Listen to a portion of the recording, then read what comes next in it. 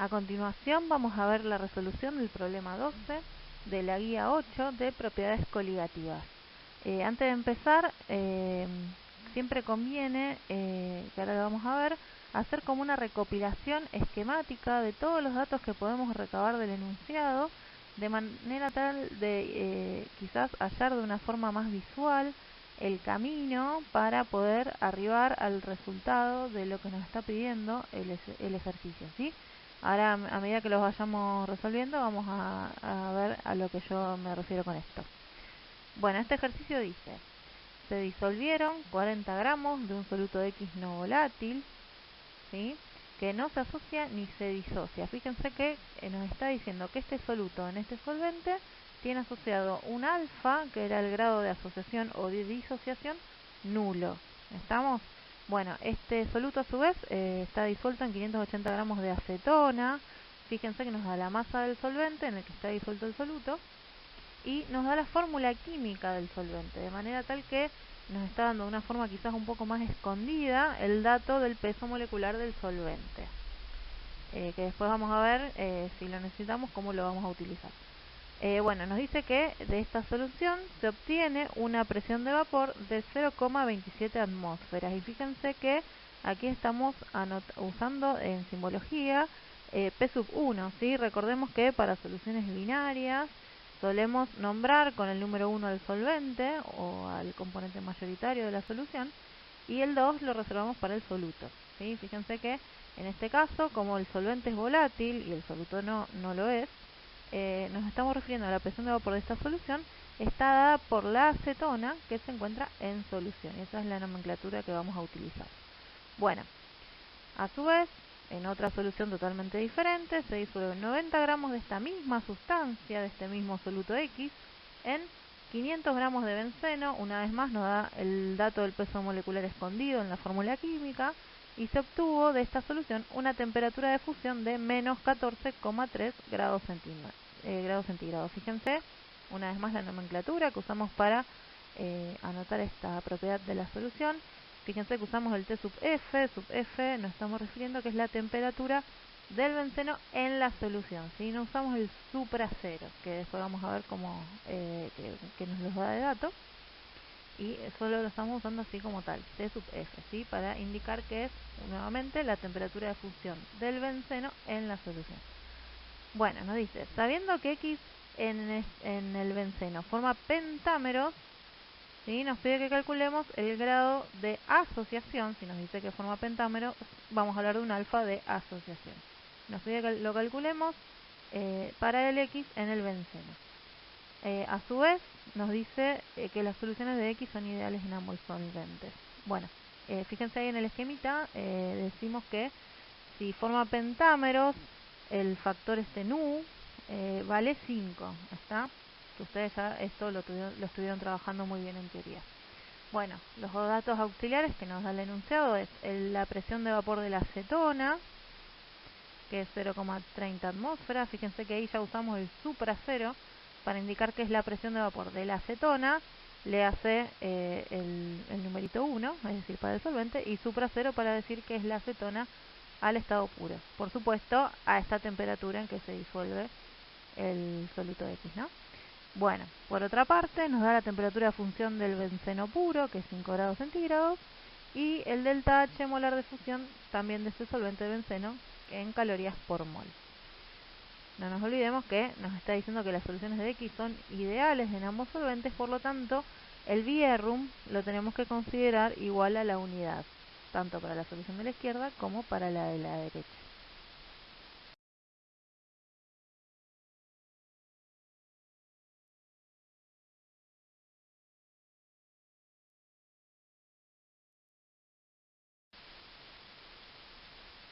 Bueno, entonces, con todos los datos recopilados aquí en la parte superior de la pantalla, que es lo mismo que habíamos planteado antes,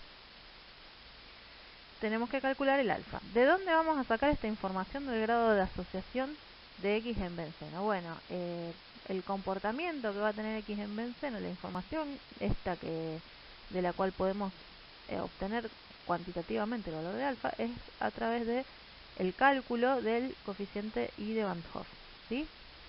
El Ivanov, ustedes vieron en teoría que depende de dos factores. Uno, a su vez, este factor que depende del grado de asociación o disociación y del nu, ¿sí? Y por otra parte, esto estaría multiplicado por el Bierrum, que es una medida del desvío de la idealidad.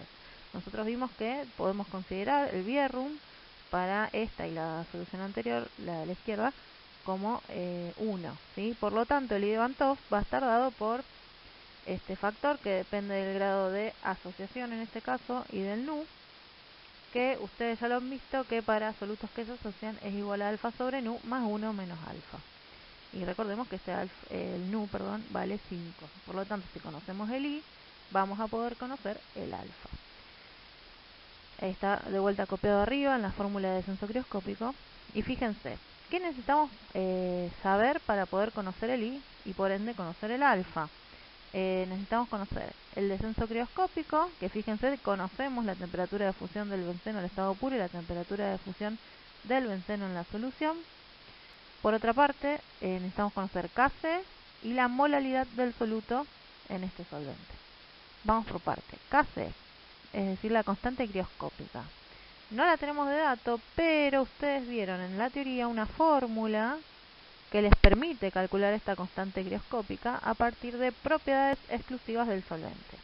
Y estas son el peso molecular del solvente, la temperatura de fusión del solvente puro y la variación de entalpía molar de fusión para el solvente. Quizás hay algunas variantes de esta fórmula que ustedes trabajan. A veces, en vez de aparecer PM, como está aquí en la diapositiva, suele aparecer una M mayúscula sub 1, ¿sí? Eso es quizás un poco más específico o más adecuado para recordar que el peso molecular es el del solvente, ¿está? Pero bueno, básicamente nosotros con los datos que tenemos del enunciado estamos en condiciones suficientes para poder calcular esta constante crioscópica. Fíjense con todos los datos ahí en la ecuación. Fíjense otra cosa, el peso molecular del benceno dijimos que lo íbamos a extraer de la fórmula química, ese 78 gramos por mol, donde estaría el peso molecular del benceno, lo podemos obtener haciendo, miren la fórmula química, 12 por 6 más 6 por 1, ¿sí? Son 6 carbonos y 6 hidrógenos, y eso nos da un peso molecular de 78 gramos por mol. Por otra parte, miren bien el valor de la constante general de gases ideales, la vamos a usar de manera tal de que podamos simplificar la unidad de energía con la de variación de entalpía molar, que está en el denominador. Si está en calorías por mol, la variación de entalpía de fusión molar, el R que vamos a usar es el de 2 calorías por mol Kelvin. Y por otra parte, la temperatura de fusión para el solvente puro la vamos a trabajar siempre como temperatura absoluta. Por eso está expresado esos 5 grados centígrados como 278 Kelvin. Y a su vez, un detalle menor quizás, pero bueno, quizás resulte práctico a la hora de trabajar con estas ecuaciones y con los números y sus correspondientes unidades, es aplicar el cuadrado en el número de la temperatura de fusión y la unidad ya fuera de este cuadrado con, por supuesto, el cuadrado aplicado, ¿sí? Entonces, una observación más importante a la hora de calcular la constante crioscópica es agregar un factor unidad para la conversión de unidades de gramo a kilogramo, ¿sí? Una de las unidades que aparece en el valor de la constante crioscópica es el kilogramo.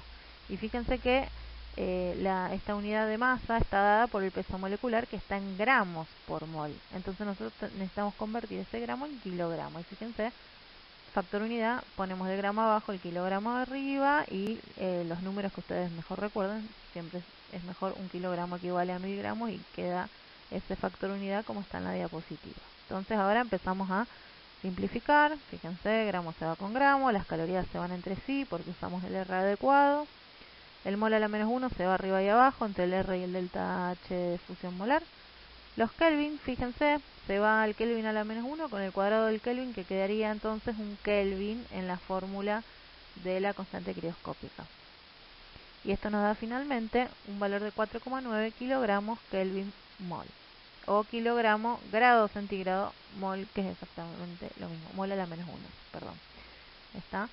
Bueno, ya tenemos Kc, la constante crioscópica. Nos falta conocer la molalidad del soluto.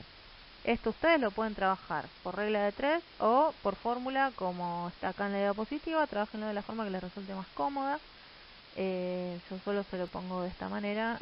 Ustedes, bueno, traten de, si les gusta trabajar por regla de 3, háganlo de una forma análoga, van a llegar al mismo resultado. Molaridad del soluto de X en benceno. Fíjense, es igual al número de moles de X dividido la masa de benceno en kilogramos, ¿está? Porque era mol de soluto por kilogramo de solvente puro.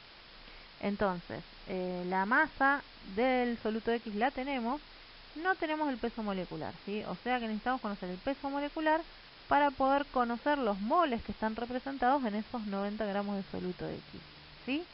Por supuesto, la masa del solvente la tenemos, que son 500 gramos, ahí lo tenemos expresado en kilogramos. Entonces, en conclusión, tenemos que conocer el peso molecular de este soluto para poder conocer el grado de asociación, que es lo que nos pide el ejercicio de este soluto en benceno. Y para eso tenemos que conocer el peso molecular, como dijimos antes, y para eso hacemos uso de los datos de la solución que tenemos a la izquierda.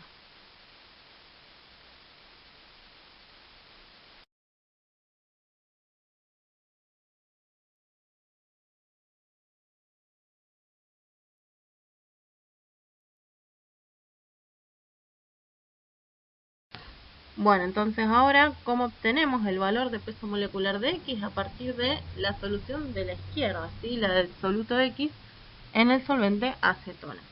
Ustedes tienen que haber visto en teoría esta ley que nos relaciona la presión de vapor del solvente con la presión de vapor del solvente al estado puro y su fracción molar.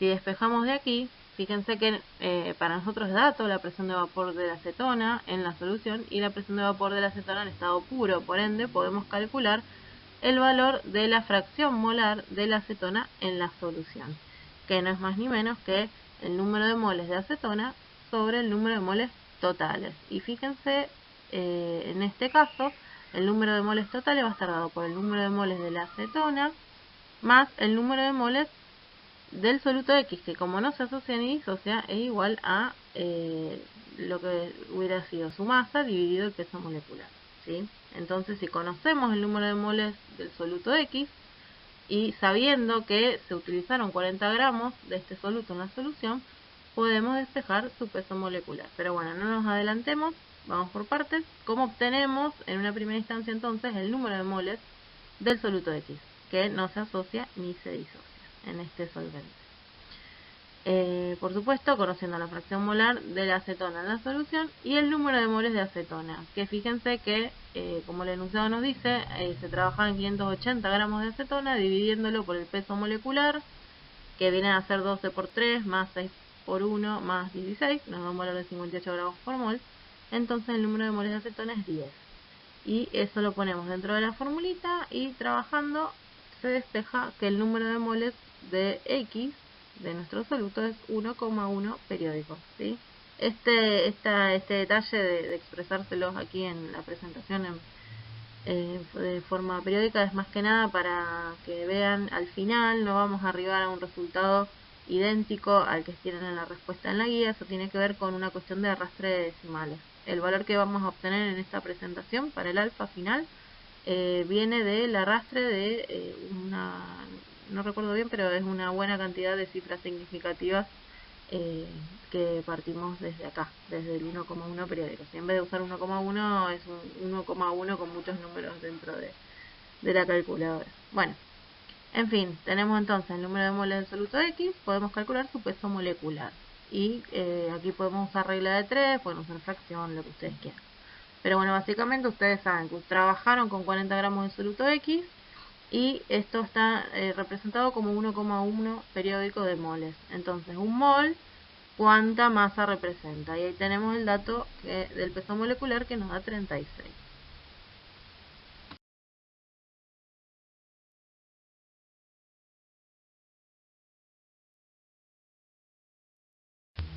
Bueno, entonces ahora sí podemos calcular la molaridad del soluto X en benceno con el dato del peso molecular. Fíjense que si ustedes hacen la división de 90 gramos dividido 36 gramos por mol, tenemos el número de moles del soluto X que hay dentro de la solución. Y si a su vez dividimos ese número de moles por 0,5 kilogramos, que es la masa de solvente, nos queda la relación de mol por kilogramo de solvente. Y ese numerito es 5 y es la molalidad de X en el benceno. Entonces, reemplazando en la fórmula de censo crioscópico, podemos obtener el Lieberhoff. Fíjense qué pasa con las unidades, se cancelan todas entre sí, de manera tal que nos queda un número adimensional, lo cual es coherente. Y es un valor menor a 1, que para soluciones sin desvío de la idealidad nos está indicando que es un soluto que se está asociando, ¿sí? Y es bastante coherente con lo que le está pasando a X en el benceno, que nos lo decía el enunciado ya de antemano. Entonces, ahora con este valor de 0,788 podemos calcular el alfa, que ya vimos que como el Bierrum valía 1, era un soluto que se asociaba. El factor que dependía de alfa y de sigma era alfa sobre nu más 1 menos alfa, reemplazando sigma con el valor de 5 que nos daba el enunciado. Haciendo el despeje correspondiente, llegamos a un valor final de alfa, que es decir, de grado de asociación, para el soluto de X en benceno de 0,265.